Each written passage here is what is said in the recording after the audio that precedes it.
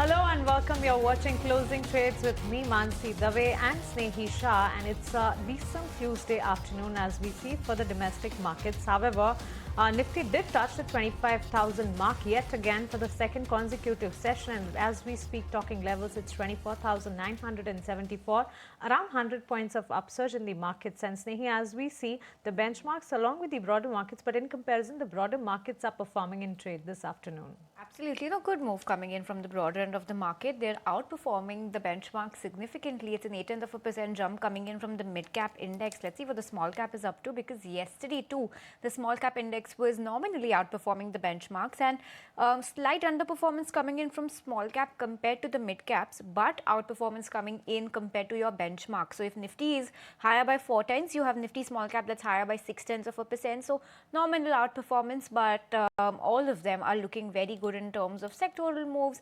The benchmarks are holding up just fine, 24,977, and as Mansi mentioned, we've touched the 25,000 mark, slightly higher than that, and once again we've come down, as was the case yesterday. We have about an hour of trade left. Let's see if you're able to reclaim that 25,000 mark and hold on to that for good today. You have India VIX that's cooled off by a whole of 4%, so the sentiment continues to be positive.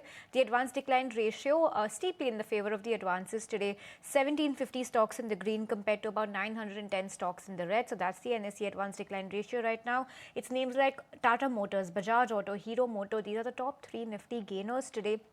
And the Nifty Auto Pack is the top it's the top sectoral gainer for a second consecutive day. On the flip side, some pressure from Pharma. You have Dr. Reddy's, Cipla that's in the red right now, along with the Bajaj Finserv, Hindalco, Grasim, Powergrid and BEL. So these are some stocks that are not holding up all that well. Sectorally, like I mentioned, auto continues to rule the streets. A 1.5% uptick coming in on auto right now, followed by FMCG, energy, PSU banks, metal, realty, IT bank. All of them are in the green. Only slight pressure coming in on Nifty Pharma today. But let's understand the texture of the market and much more. What could this 1 hour hold, and what lies ahead for the market? We have Shivani Sarkar Kurian, the Senior Executive Vice President and Fund Manager at Kotak Mahindra Asset Management. And Shivani, hi, good afternoon. Thanks so much for your time. Give us your general reading of the market, given that so much has happened over the weekend and the yesterday and today's as well. You have news coming in on textiles. You have that China boost coming in for rare earth metals, tunnel digging equipments, fertilizers. All of them are doing very well. With so many tailwinds and demand boosts now, would it be safe to say that only good days lie ahead for the markets? Hi, good afternoon. So when you look at our markets and the way our markets have been performing, calendar year to date, relative to the emerging market pack, India, despite having fairly stable macro parameters, has underperformed. Our view has always been that given the uncertainty of what's happening on the trade and tariff front, especially globally, it's better to be looking at domestic facing sectors where demand trends appear to be improving. The recent changes that have happened from a policy perspective have all been supporting this thesis, and that therefore our overall focus remains on domestic facing sectors.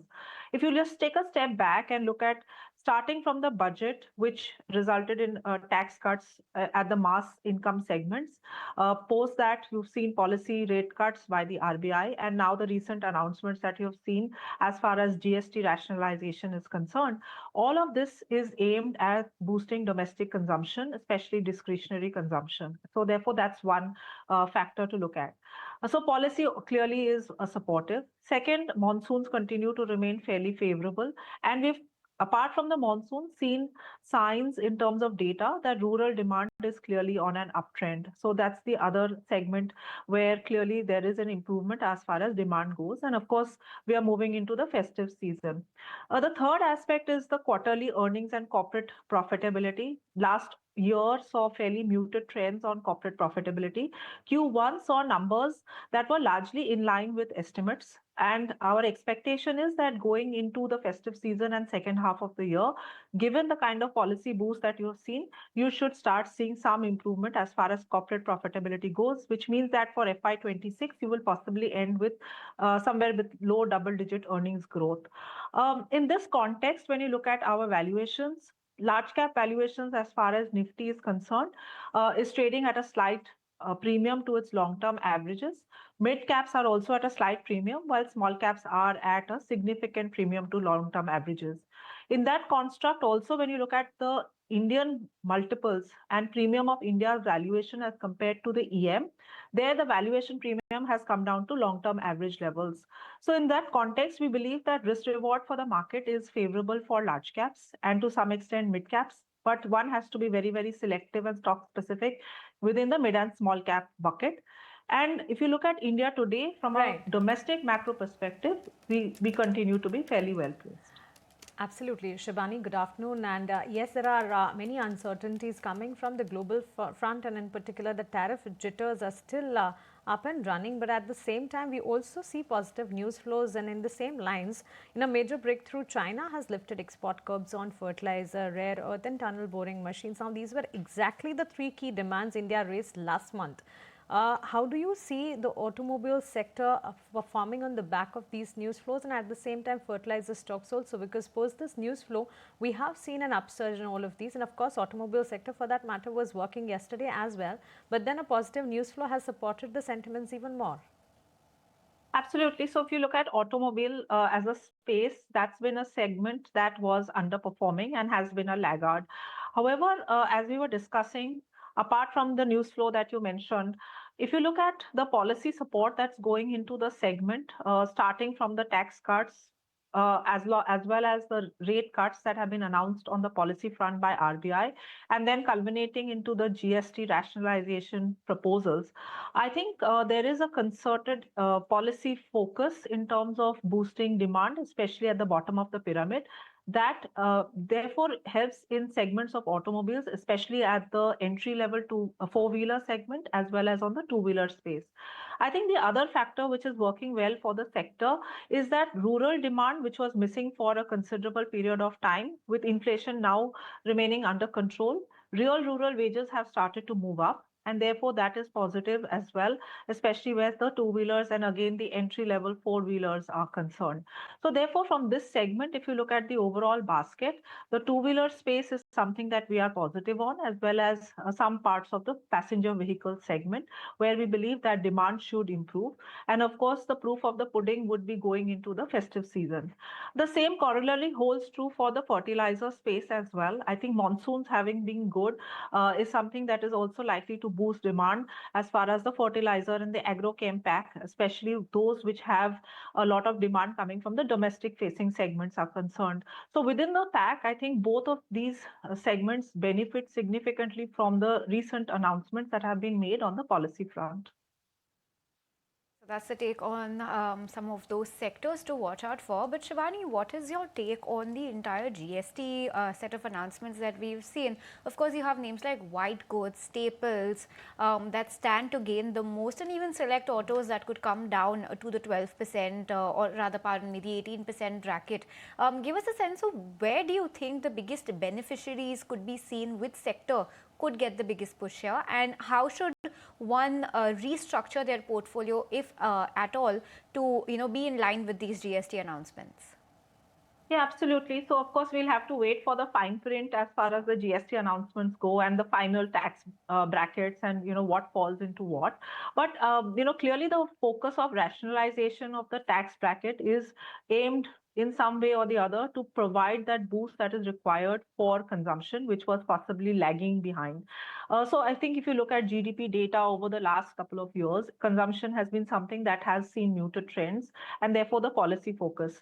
If you look at back of the envelope calculations go, this kind of GST rationalization could add to about 25 to 30 basis points of GDP in terms of the consumption space, and therefore that clearly is a positive. If you look at in terms of sectors such as the entry level vehicles, as far as two wheelers are concerned, passenger vehicles, cement is another space which could see some amount of impact or positive impact because of the GST tax rationalization. Parts of consumer durables, discretionary spends in segments such as footwear, processed goods, etc., are again segments that could benefit because of the proposed rationalization of taxes as far as GST goes. But again, we'll have to just wait for the final fine print in terms of what falls into what tax bracket. But the broader message is clear.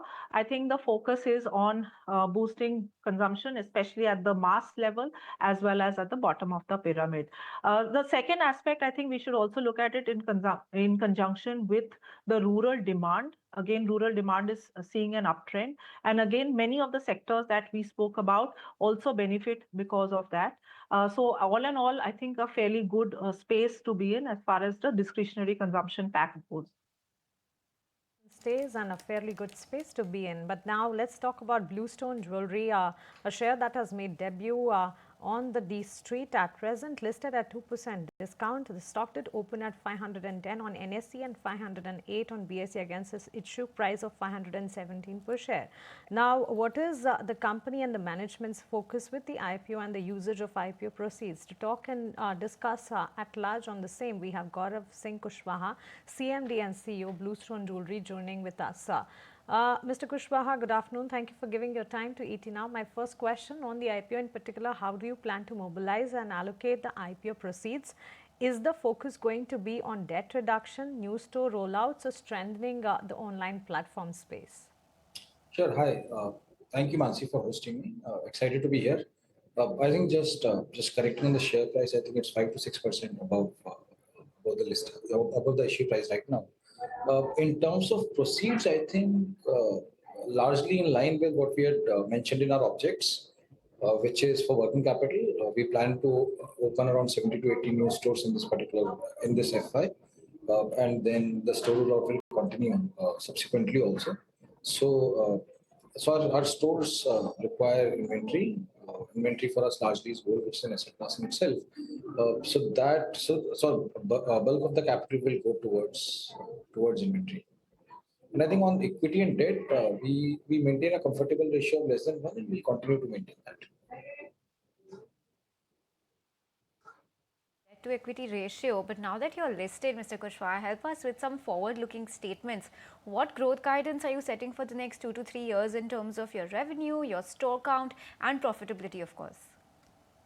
A lot of these things are output metrics. As a company, we are generally and fundamentally focused on inputs. I think the number of stores that we open, the kind of same-store sales growth that we intend to deliver, or that we have been delivering, we continue to deliver strong same-store sales growth. I think fundamentally jewelry is a category where very strong same SSSGs can be delivered over longer terms, over multiple years, multiple decades also, as we've seen in other companies also. So I think our core focus is to increase our distribution footprint and to keep delivering double-digit SSSGs. Absolutely. Gaurav, Bluestone has always positioned itself as a strong omni-channel player. And while I was visiting the website of the same, I should say quite a creative one. So how do you see the split evolving between physical retail expansion and online sales growth? Yeah, I think looking at any business which is and kind of segregating it at a channel level, in fact, trying to segregate customers or consumers also at channel level, it's kind of very archaic. The way consumers behave these days, almost all of us are glued to our mobiles. The average time spent in India on let's say social media or consuming other sorts of content, commerce content or otherwise entertainment content is, I think the average time spent is between 2 to 3 hours. So that gives huge opportunity to today's brands, today's players to actually create a very strong pull online. Now, different categories behave differently. Many of the categories where the price points are low and the comfort, etc., required to make a purchase is lower, you can actually do the entire thing online.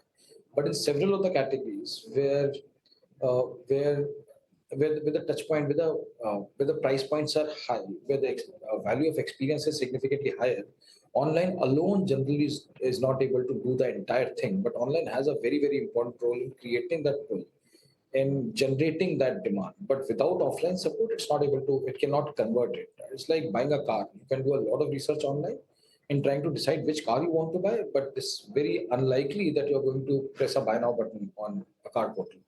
So I think this is the kind of this is what we are also seeing, and that's why the way we perceive our stores is they are extension of our online presence. Our engagement, our first touch pointing with customers is always online, and then once that engagement is developed to a certain extent, after that comes our store and and uh, and push that touch pointing or push that experience into sales.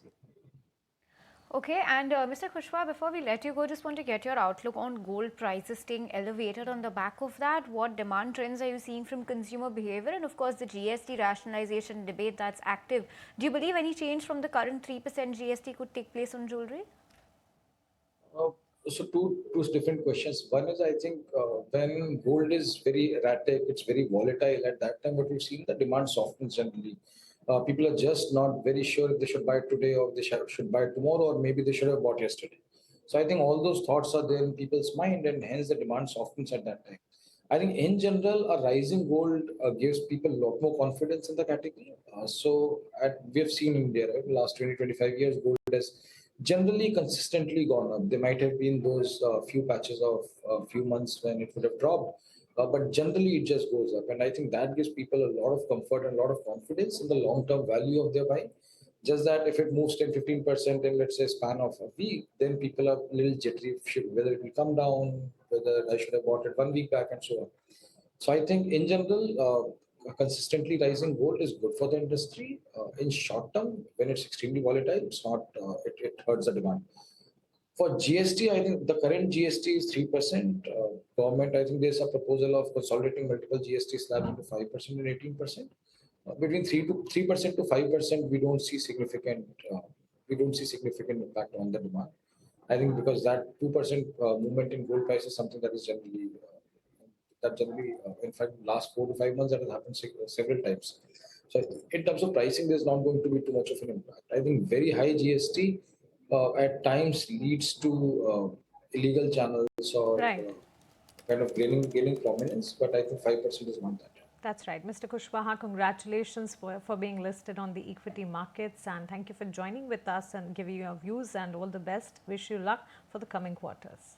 Well, thank you, Mansi. Thank you. Thank you. Sneh. Moving ahead, let's now talk about the gaming sector. According to sources, the cabinet has approved the online gaming bill. Prakash is here with us with all the details of the same.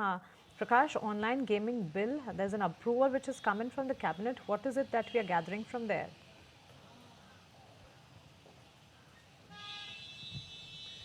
The cabinet meeting has just concluded, and we are learning from our sources that the Indian cabinet has given nod to online gaming bill, a very significant development coming in.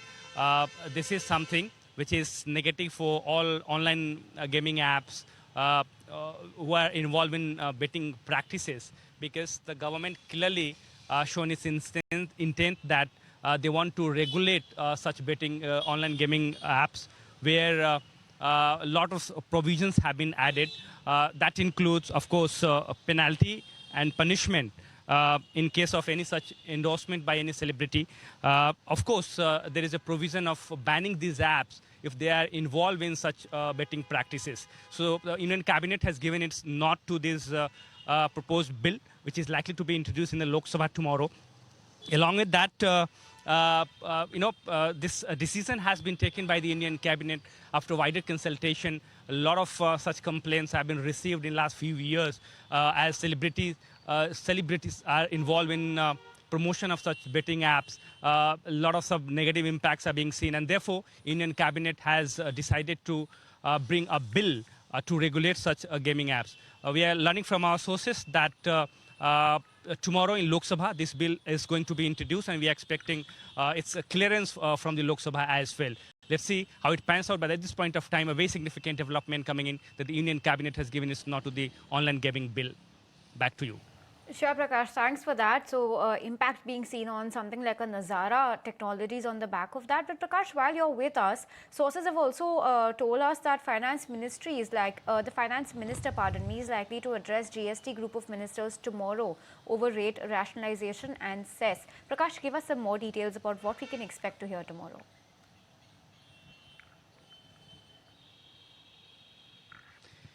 Yes, we are learning that the finance minister will address GST GOM tomorrow and day after, because it's 2 days meeting.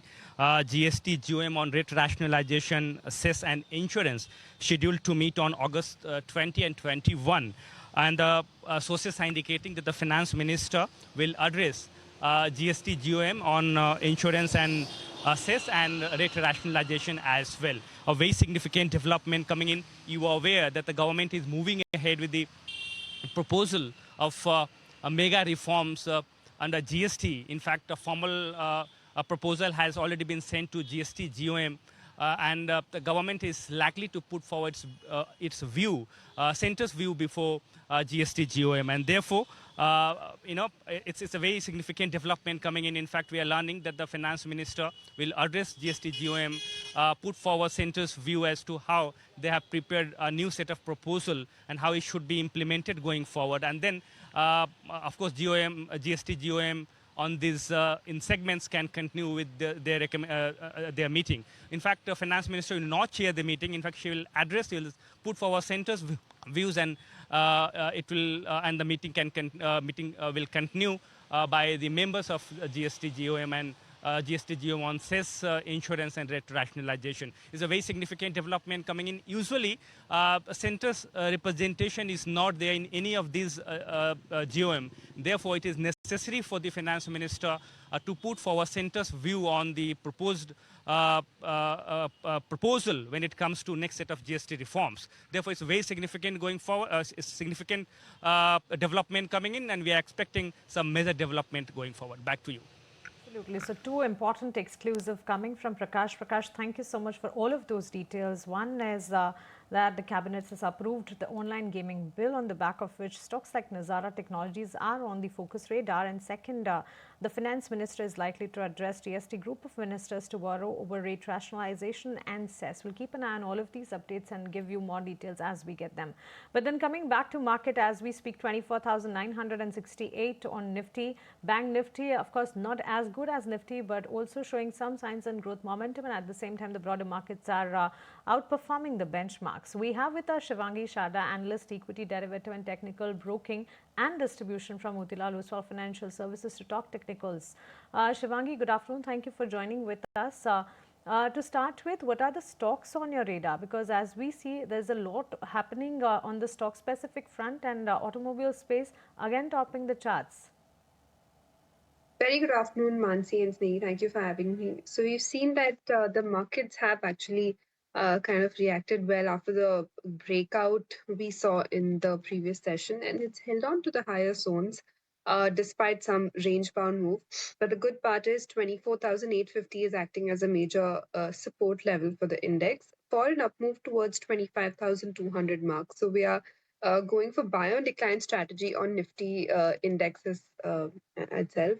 Now, talking about the bank Nifty, we've seen some underperformance here, especially the bigger names have not contributed much. There was slight bit weakness as though market breadth had actually kind of dampened during the opening hour of the session. But overall, it did recover and managed to hold above 55,850. So now we're looking at actually 56,000 was like a tad bit lower with today's high. So we failed to surpass those levels. But if we surpass 56,000 and hold above the same, then we could see a rally towards 56,750 and then 57,000 levels. But right now, on an immediate basis, we are expecting some range-bound move with a support of 55,600 levels. So this would be the take on both the indices, but we're recommending buy on decline with more conviction in Nifty. Now, stock-specific idea, of course, two-wheeler space stocks are doing quite well. And on my radar is TVS Motors. We've seen that this stock has seen a good price volume surge and excellent follow-up buying as well. After the gap, it's holding, the gap levels. From the last 2 days, we've seen that, the buying can be seen at any small decline, which is very positive. So recommending a buy on Tata Motors with the next target of 3380 levels and a stop loss of 3190 zones. And the second pick on my radar would be Paytm. we've seen that new age companies have been doing quite well. And of course, ahead of the festivities, consumption space stocks and related counters have gained attraction. Now, on the monthly basis, this stock has been consistently making higher bottom from the last 6 months. So clearly, strength can be seen persistently over here. Now, the stock had surpassed its previous hurdle of 1190 levels and is holding quite comfortably above the same. Now, of course, the stock is touching the recent highs, but overall momentum is likely to continue even after these levels. And we're recommending a buy here with a target of 1250 levels on the immediate basis, and support could be seen at 1200 levels. So Tata Motors and Paytm, two stocks on Shivangi's radar. But on that no, on Shivangi's radar, pardon me. On that note, we'll slip into a very short break and keep tracking the markets for the last half an hour of trade on the other side.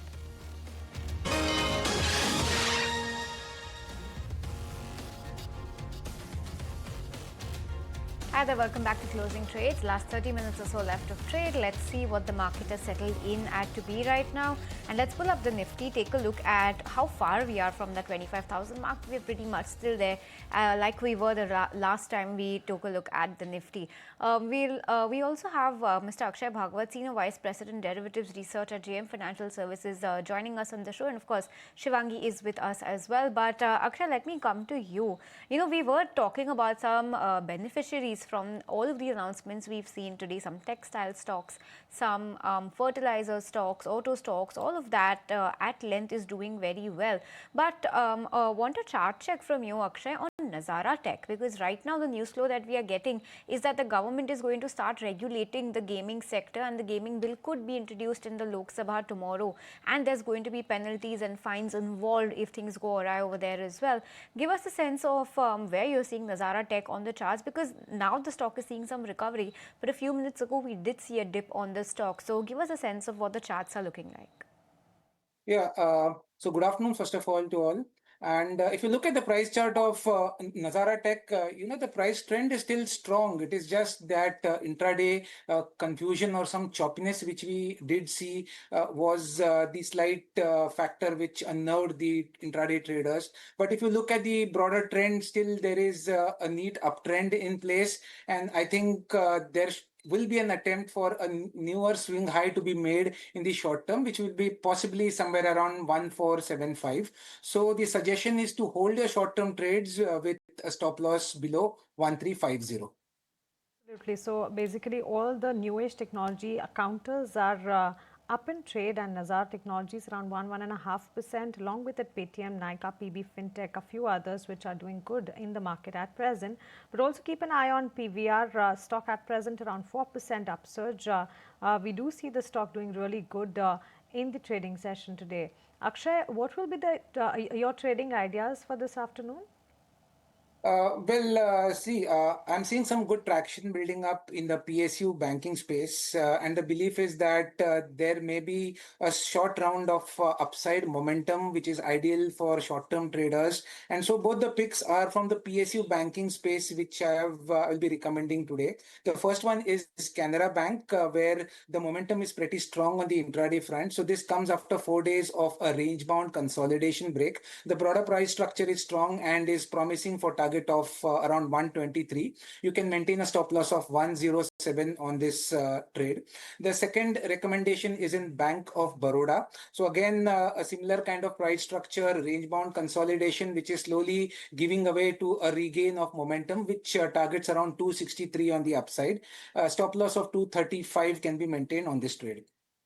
So Bank of Baroda stock 263 is the target on Akshay's radar, and the strategy as you see on the screen. But then as we were talking about the multiplex screen and multiplex space, PVR Inox, the stock is trading with an upsurge of around 4%, and there has been a cutthroat competition with the OTT, and now the multiplexes also and the Bollywood also along with Tollywood has to give good content so that the viewers can get the flavor.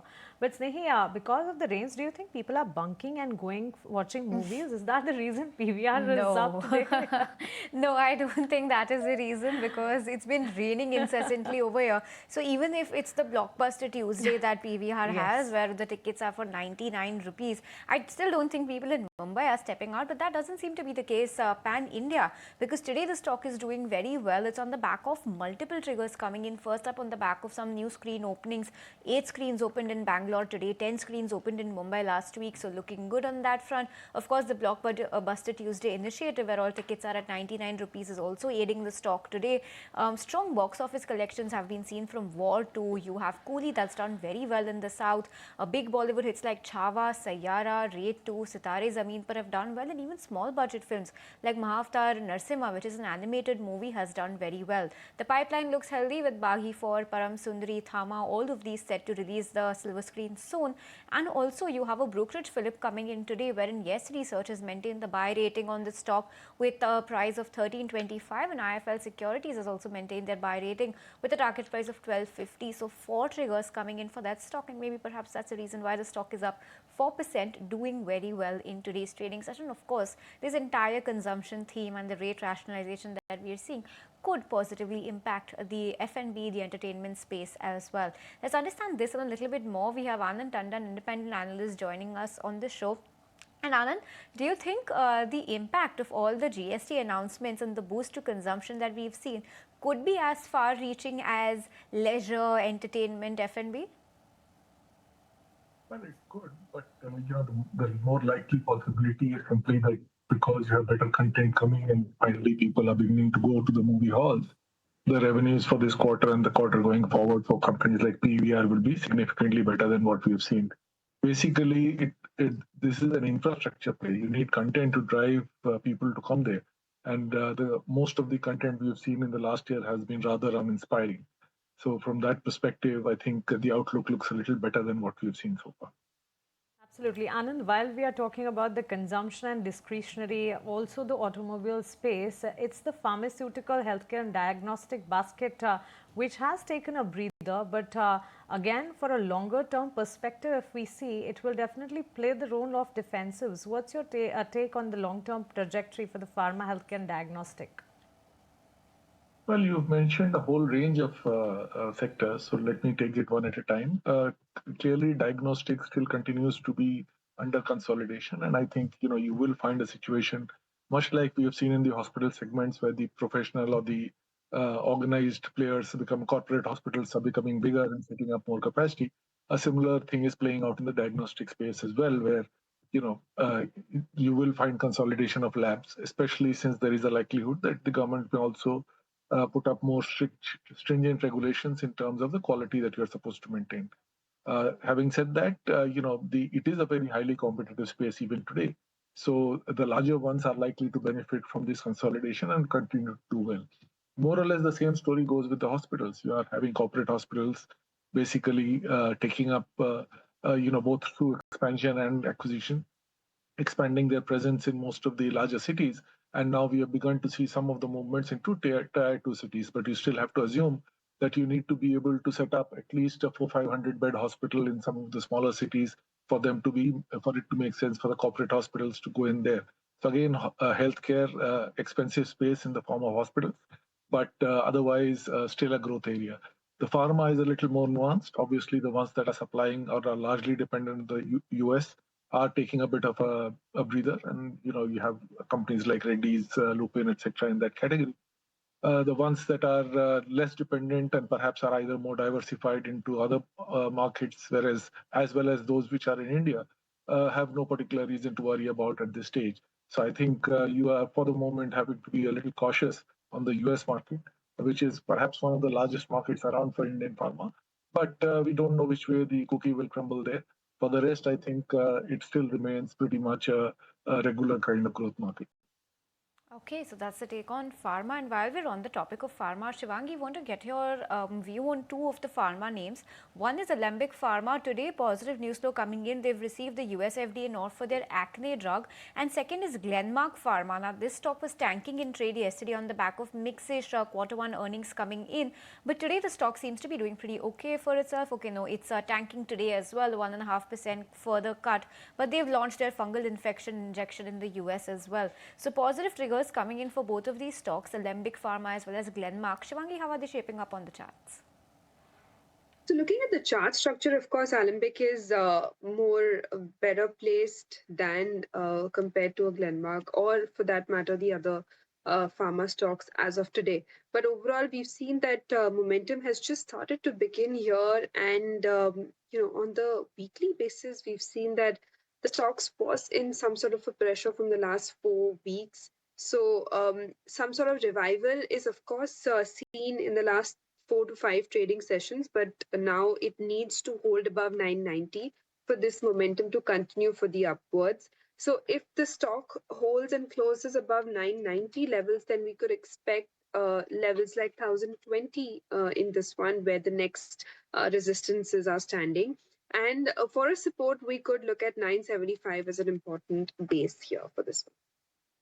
Important base as we speak for Glenmark Pharma. 1943 is the level as you see. But Akshay, let's take a look at the textile counters. And yes, a positive news flow is playing positive for the space as well, where the textile stocks are on fire after the government has announced temporary suspension of duties on cotton imports in response to the industry groups. As we speak, Gokuldas export around 2% upsurge.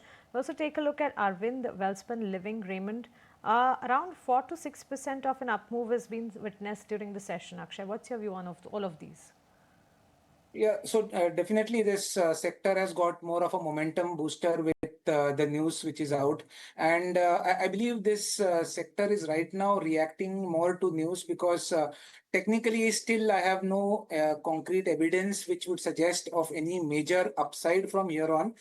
Still, most of the charts which we look at are shaping up in form of a momentum pickup or are in the process of building a strong support. Out of the entire pack, if I were to kind of single out on one stock in this particular pack, then I think Raymond is a good stock from a risk reward perspective, because somewhere there is good support shaping up at the levels of 620, a strong momentum pickup. So I think this stock is all set for targets of around 700 to 725 on the short to medium term time frame.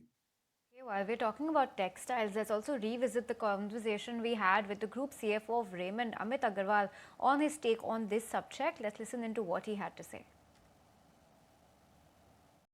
The import for us is a very small percentage, but I think what is important is the sign which is being given that the imports which will come will be at zero rated compared to the 11%. I think it's a good positive move. So it reflects that the industry believes that the government is going to come forward and do few things in order to give us some relief, which is a sector which takes a very large chunk of employment. Because today the US customers are practically saying that we should defer the orders for the Q3 from India to Bangladesh or Vietnam. So I think this is a good relief, but unfortunately the challenge is it has come out as a complete surprise. So what will happen is by the time we place an order and the transit time, 30th September could be over. So very small parcels or consignments can really come to us to take the advantage of that. But if it gets extended, obviously it's a very welcome move. Our export is not only to the US, it is spread over Europe, UK, and with the recently signed UK FTA, I think this is again going to help our exports to UK, Europe, Japan. And that way that could be a margin accretive, but this to the US, I don't think so it would be margin accretive. It is only sharing the burden. That was Amit Agarwal, Group CFO Raymond, talking to ET Now. And as we speak, Raymond Lifestyle, around 11 to 12% of an upsurge, and in textile players, the script is outperforming. Anand, I would like to know your fundamental view on the textile sector as well, because on the back of news flow, we see an upsurge in this sector. But how will the suspension of cotton import duties immediately impact input cost, according to you, for textile players? And can we say that this move is improving India's competitiveness in global textile exports, especially against the US tariff scenarios which we are witnessing at present? Short answer is that it is too little. I mean, imagine even if your product, your cotton price within the overall product, let's say, is even half or 70%.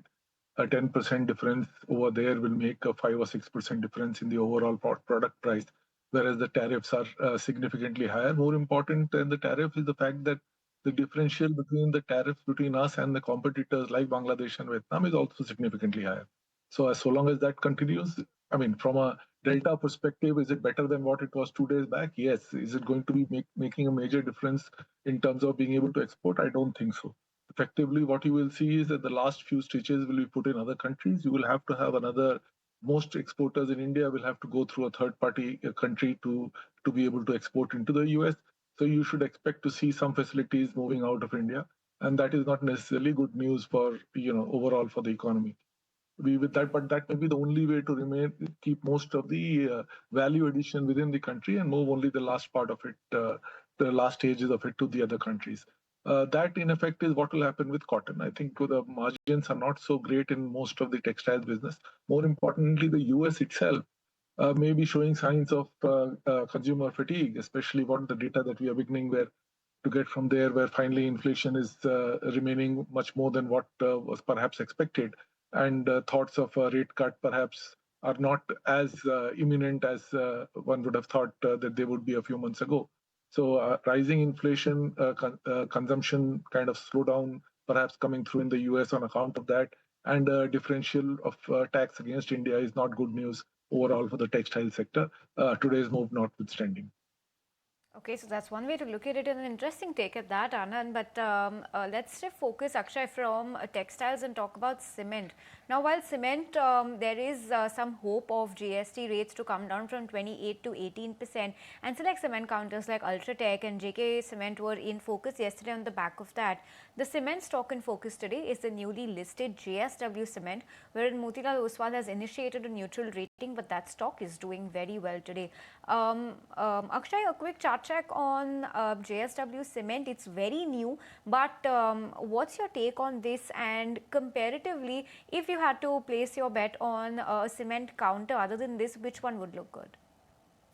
With the chart limitation in terms of the limited number of data points I have for JSW Cement, I think I can give more of an intraday view from a short-term time perspective. I think there is a good support which is slowly building up at the levels of 150.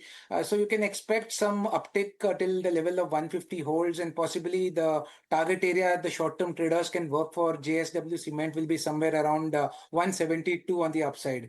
Out of the cement stocks, the best stock which has a good price set up based on technical analysis would be Ultratech Cement.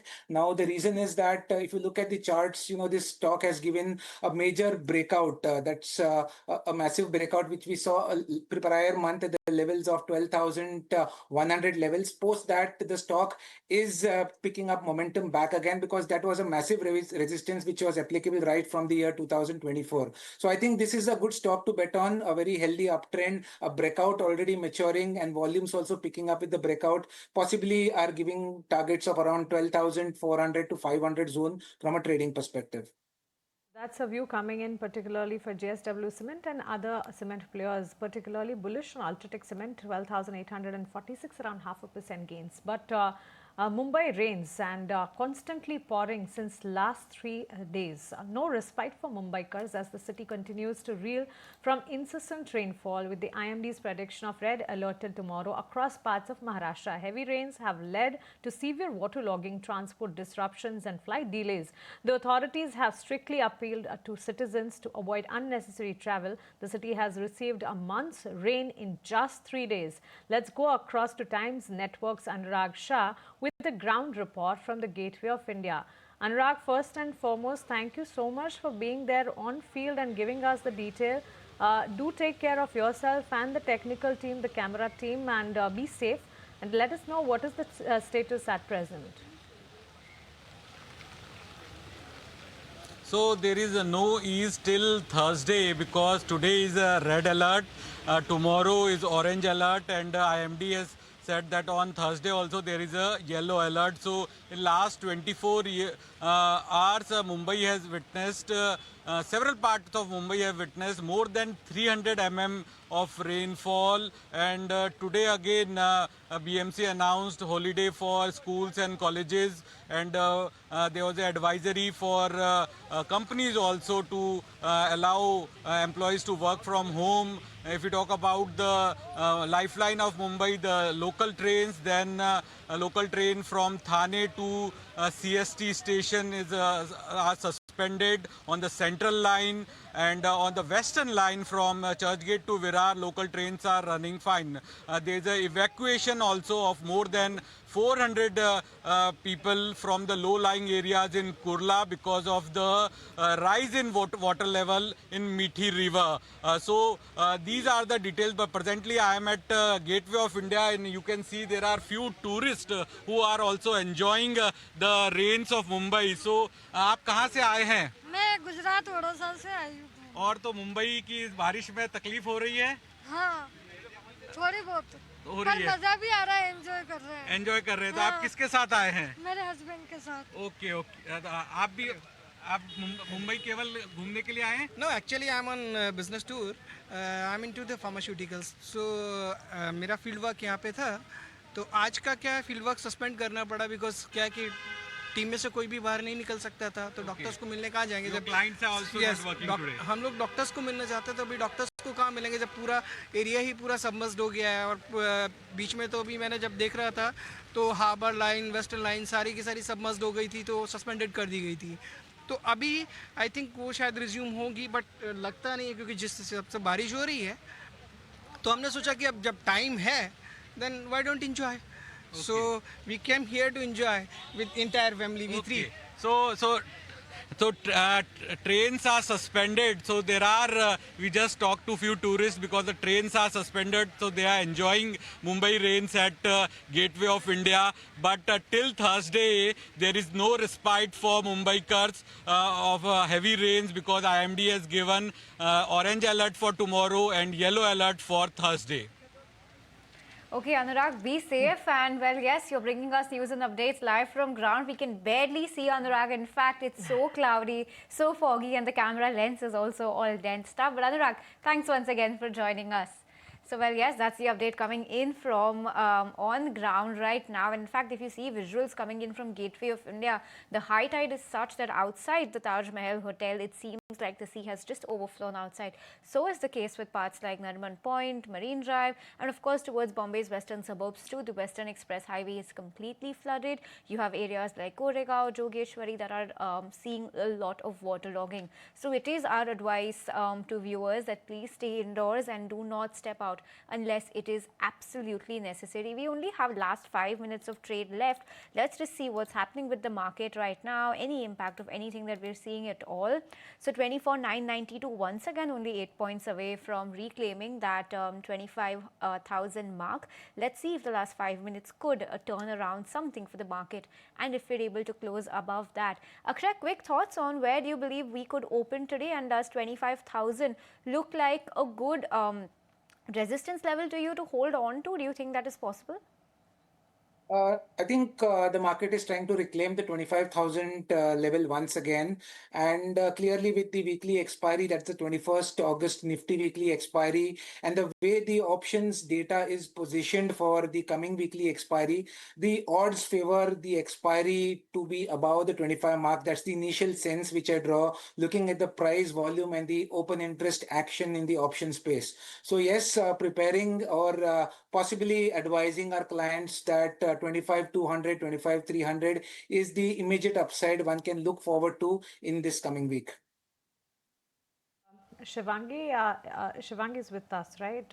One view from you on Adani Green and Adani Port. In fact, the Adani Group stocks are doing really well, around 3.5%. What does the technical charts indicate? Of course, there's a lot of action and can be seen in Adani Green today. Even Adani Port has witnessed good amount of short covering move over here. And we've seen revival in both these stocks. But of course, there is the better clear picture in Adani Port. So on the weekly basis, it's negated the lower highs, lower top, lower bottom formation of the last 5 weeks. So of course, the momentum is likely to continue here with a good risk reward. So yes, Adani Port can be kept on radar. Of course, Adani Green has also seen good momentum here, but again, we've seen that this stock kind of tends to consolidate, and even on the monthly basis, this stock has consolidated from the last 5 odd months. So overall, we are seeing some sort of recovery with consolidation in this one. But of course, momentum is likely to be more in the port. So that's the take coming in on a bunch of those Adani stocks. But well, only a couple of minutes till we wind down. Anand, Akshay, as well as Shivangi, thank you so much for your time. On that note, let's start winding down for the day, and a couple of minutes left for market close. Let's see what the levels are looking like at the end of day's trade. And you have Nifty that's currently at 24,991, very close to that 25,000 mark once again. Sensex 2.5% uptick coming in. So solid moves over here, 400-point intraday uptick coming in for the Sensex as well. Nifty Bank slightly underperforming the benchmarks, but still in the green, 0.2% higher. Almost 115 points uptick coming in on the Nifty Bank today as well. It's names like Tata Motors, Adani Ports, Hero Moto, Reliance, Bajaj Auto, Adani Enterprises, Eternal, Nestle. All of these stocks are trading with gains of either 2 or more than 2%. In fact, Tata Motors is up almost 3.6%. On the flip side, pressure getting built from Dr. Reddy's, Cipla, Hindalco, Bajaj Finserv and M&M. That's the reason why perhaps that Nifty is not being able to touch the 25,000 mark today. But if you take a look at sectoral winners and losers today, once again, through and through, it's auto in the fast lane today. Second consecutive day of being the top sectoral gainer. And it's not only pure play autos, it's auto anchors as well. The likes of Motherson, you have Sona Comstar that is doing very well in today's trading session on the back of the news flow that the rare earth metal minerals export curbs from China could be lifted. Following that, you have FMCG, PSU banks, energy, metal, realty, IT and Nifty Bank. However, the only sector under pressure today is Nifty Pharma. So that is dragged down by Biocon, Sun Pharma and Torrent Pharma. But other than that, everything else from the pharma pack is in the green. So not much to worry on that front as well. Other than all of these stocks, of course, the entire textile group of stocks is in focus once again on the back of that halt in import duty that has been seen on cotton exports by the government, cotton imports by the government. So Raymond Lifestyle, big beneficiary and the biggest Nifty 500 gainer today, up 10.6%. You have Ola, Devyani, Motherson, Vardhaman Textiles also on the back of this news flow. Paytm, Chennai Petro, Exide Industries and Westlife, Sapphire. So a couple of these QSR names also doing very, very well for themselves in today's trade. What has not managed to hold up today is some of these NBFCs. You have Bajaj Holdings, Chola Finance that's not done all that well. A couple of these shipping stocks, Garden Reach is not doing all that well today, along with Kalyan Jewellers. So it's basically a mixed bag coming in of gainers and losers. But all in all, it seems like we've ended just shy of the 25,000 mark, 24,990 almost on the Nifty. We'll give those rates some time to settle. But that is how we wrap up for today's trade. Once again, a good day of trade coming in, almost a 0.5% uptick coming in across the board. But on that note, it's a wrap on this edition of Closing Trades. It's a goodbye from Mansi and me, but stay tuned to ET now for more news and updates.